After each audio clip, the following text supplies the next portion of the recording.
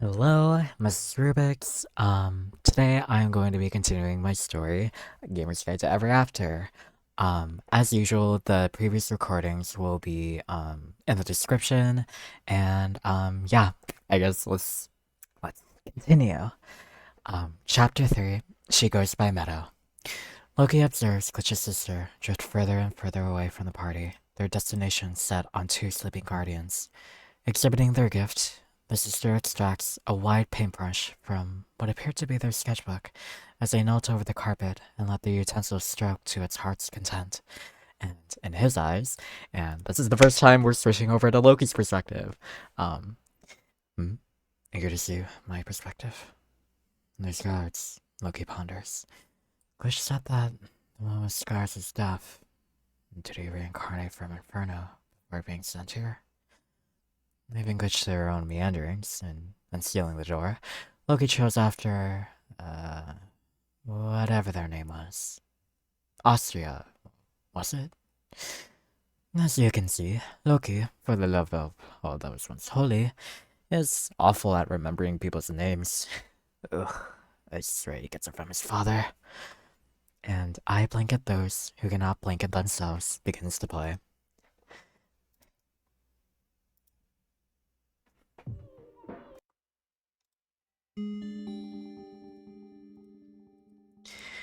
They coat the carpet with an assortment of colors, ranging from pinks to yellows to ever-bright strokes of orange, purple, and green.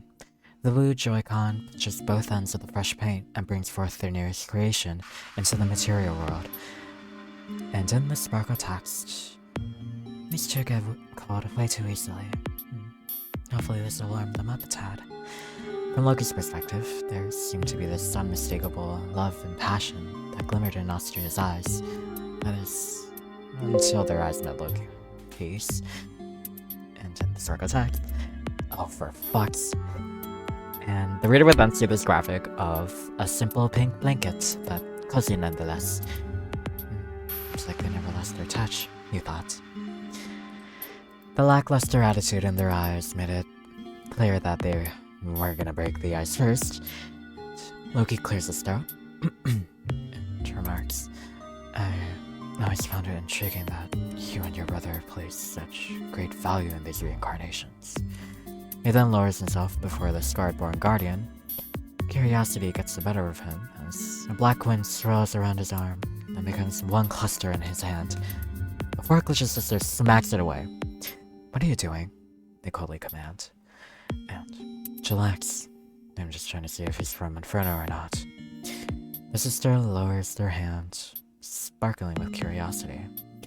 Darkness begins to envelop his hand once more, as the guardian's thumping heart can be heard ever so faintly. Concentrating deeply, we envision a single white thread extending from the guardian's soul as it hangs infinitely downwards. There's a sort of darkness clouding the vessel of his soul. The reader would then see this mysterious graphic.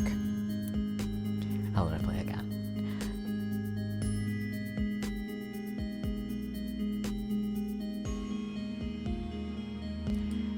Okay. But as for the other guardian, the reader would then see this other graphic.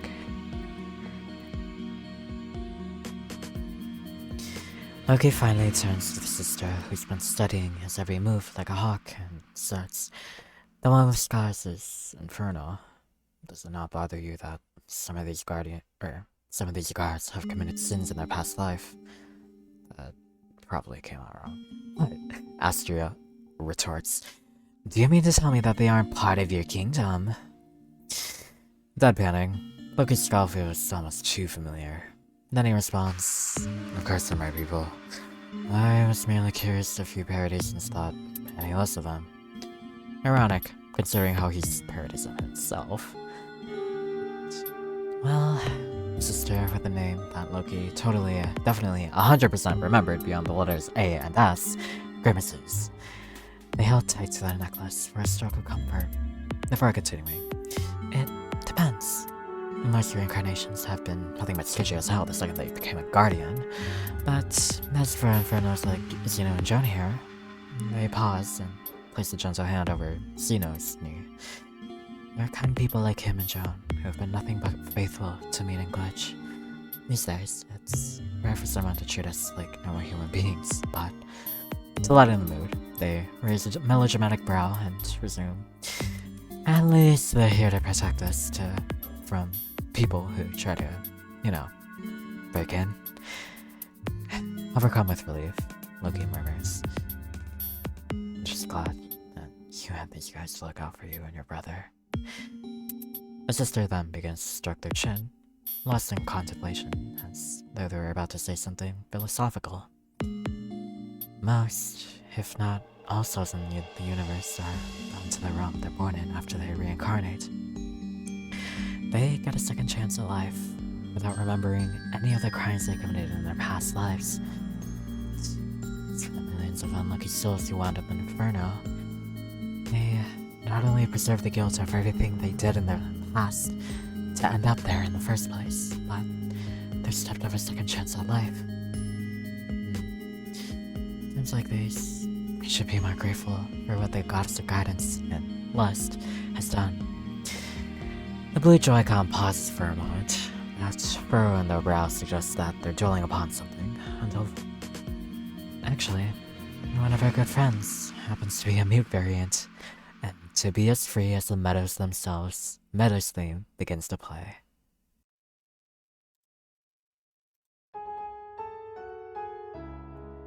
This news causes Loki's brow to raise. He bobs his head for them to continue. Well, long ago, my best friend Nova was searching for a bodyguard because of a scandal her father wound up in. She's the heiress of Ali Arms, in case you didn't know. Ali Arms, forges weapons for the Guardians. Her parents wanted to ensure the safety of their daughter by recruiting an elitist guard.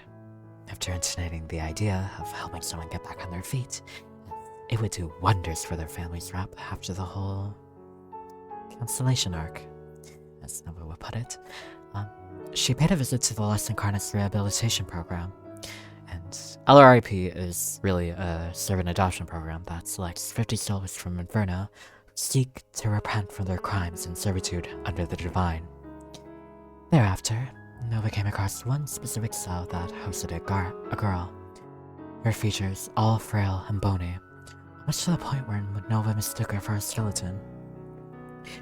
When Nova asked about the girl's story, she was told that this girl had killed someone in her past life. Something about betraying someone in order to live? Well, as it turns out, the piece of shit she made at that bargain with ended up murdering her too. As for how she ended up in that sorry state, the girl was blinded by her guilt and starved herself to the point where she refused even breadcrumbs. Swayed by her origin story, and not that type of origin, Nova was determined to help this girl get back on her feet.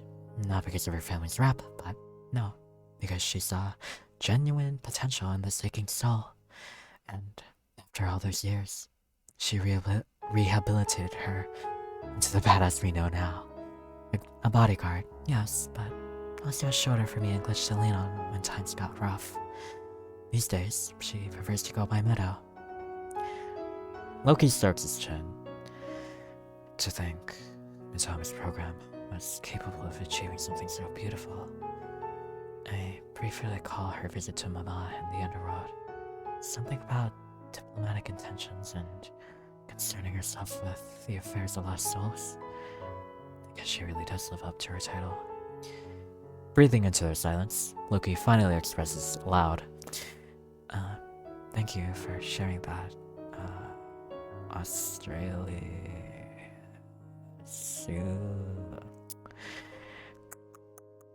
They click their tongue at his insolence. It's Astor, you big dolts.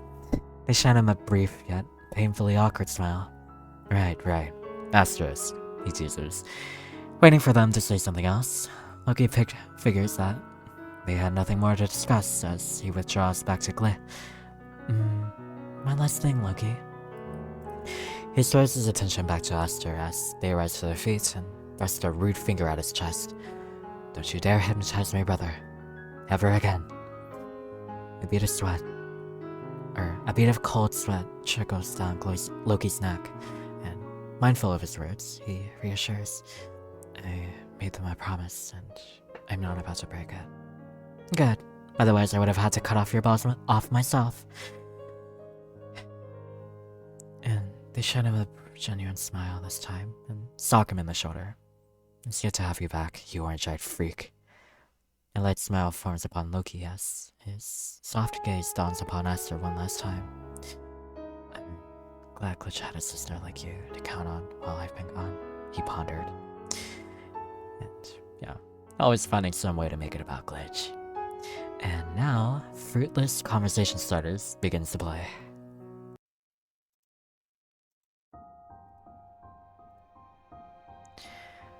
Loki retraces his steps back to Glitch and spots them with their face obnoxiously squished against the door. They gently knock and murmur, "Hey, Babito, you awake?" No response. Glitch shrugs their shoulders. Guess the one Brasito must be asleep. Loki responds with a smile, idling in his thoughts. I don't know why, but I've been nervous to meet your little brother, he ponders. I'm saving the best when it comes to kids. Folding his arms, he leans against the door and studies it from head to toe. And the reader would then see this graphic once more. A mysterious door sealed by magic. You've encountered a gazillion of these while you were hypnotizing your way past security. According to the Joy-Con siblings, this used to be Connie's old bedroom. Whoever lies behind this door must be seriously important if the siblings would go through such great lengths just to conceal it. Earlier, that look in Asta's eye when they insisted that Glitch should be the one to open it instead. You couldn't help but notice a faint hint of nervosity in their words. Smells like freshly tilled timber. Smells like freshly tilled timber. And in the sparkle text, don't look inside. Loki begins to stroke his chin in ponderance and asks, "This little brother of yours, Pablo, was it? Does he look anything like the two of you?" Far from it. Actually, you'll understand right away when you see him. A deafening silence fills the air. Finally, Loki cranes his neck back to those resting guardians from earlier and asks, "I'm just curious, but how did you and those guardians become friends?" Glitch ponders this for an eerie moment before replying, "We've snuck down here so many times that I guess you could say we just naturally vibe with each other after some time." Then a hint of rose blemishes their cheeks as they proceed. "Joan was actually the chick I saw in my vision while I was trying to find wherever this friggin' door was." The gaze briefly stares over the girl as they longingly sigh. A shame though. I would have loved to sketch her one last cup of food coloring coffee to keep her awake, but I'd hate to be a bother. You feel an intense dread in your heart as you survey your friend's rosy expression. Deep down, you knew this bothered you. Loki, mi amor, is somebody jealous? Loki waves that cryptic voice in his head away. Sticking their tongue out, Glitch begins to wiggle the lockpick aggressively before it unsurprisingly snaps. Oh, come the fuck on, dude. This is like the 5th pick of the night. They sigh and reach into their hoodie pouch to pull out lockpick number 6. And notice how the number here is inverted for some reason. Anyways, they continue. When we first met Joan, it was pretty wild. Loki leans against the door and absorbs some, but not all of what Glitch is saying. He listened to them sputter different nonsense about this girl they were clearly attracted to. His thoughts become so intense that he forgets to not to make it look like he was even listening. This drags on for an entire minute as Glitch's side profile becomes all that Loki can concentrate on. And in the sparkle text, "Oh shit, am I oversharing?" Eventually, Glitch glances back at Loki for a moment and teases, "Hey yo, is there something on my face? Or am I just that good looking?" Shining a quick smile, Loki felt his eyes flash before his Loki felt his life flash before his eyes as he searched for whatever split-second excuse he could come up with and spouts, I just think it's neat how after all these years you Never took off those cute stickers wearing shades. Glitch strokes her face before monotonically replying, "Bro, I was born like this." Loki's brows begin to knit. Wait, he stumbles. You mean to tell me that these aren't just some stickers you and your sister randomly decided to paste on your face one day? Chuckling, Glitch replies, "You're so gullible. Yes, of course it's stickers, my dude." They hold their breath for a second, then tease. Ooh, you think they're cute? Duh. You're so silly goofy for that, Loki. Would you two morons stop flirting with each other and finish picking the dumb lock? Their sister protrudes. Flinching dramatically, Glitch rears their defiant eyes at the speaker and hollers, "Hey yo! Nobody's flirting with nobody. Besides, I don't see you picking the stupid lock. I wasn't born with the same finesse as a mortal rogue, you know." Their sister rolls her eyes. "Here," Loki offers. "Can I try?" Glitch holds his gaze, before shrugging their shoulders and handing him a lockpick. "Be careful. This bastard has all sorts of funky twists and hand motions you gotta get into the rhythm of." Click. Got it. Okay. And in the sparkle text, "You're joshing me, right?" You somehow managed to get it on the first try as the door unseals itself, seizing whatever curse the Wrath Incarnate laid upon this room. While the red Joy-Con fails to conceal how agitated this made them, you notice their sister become idle with terror. Nightmare unlocked. And if the reader were to highlight this text, take a look inside. Yes, no. Okay. I'm going to read this. Alright. Esther's hidden chapter. It should have been them. Shortly after their mother, Kane, passed away, life of the castle began to crumble. Their father was forced to endure violent mood swings, unbending and never-ending. This world you left behind begins to play.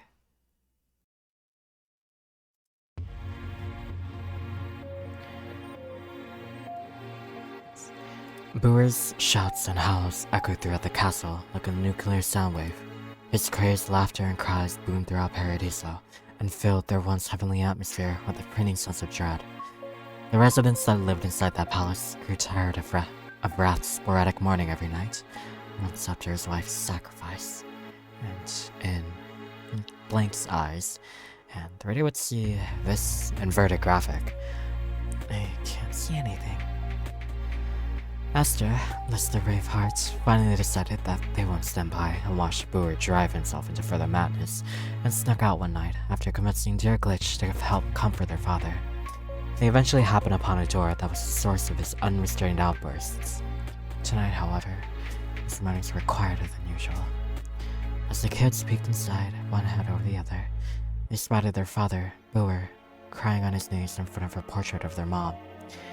Between his loud sobs, he groaned, "Kane, my love, what am I supposed to do without you?" These words traveled into the blue Joy-Con's ears as they became disheartened yet empathetic for their father. But as fate promised, those feelings were eventually short-lived when he said something so horrible that it would sever any ties he had with our children. If the reader were to highlight this text, they would see, don't look. It should have been Glitch and Aster, not you. The absolute terror and fear that pierced Aster and Glitch's hearts. They felt their entire bodies, every organ inside them, chained to the ground after hearing their own father say this. Aster felt the circulation in their feet begin to plummet as they fell on one knee and bumped their head against the door, causing it to creak slightly. Esther caught a glimpse inside and saw his expression, while their brother had turned tail and fled. It was the face of someone who had lost everything he deemed worth loving. It was the face of a father holding tight onto the memory of someone who would eventually be blank. It was the face of someone who was ready to slaughter the next person who looked inside that room. And dear reader, click here to claim your reward. Okay, so if the reader were to click on this link, they would be taken to a YouTube video. And they would see this.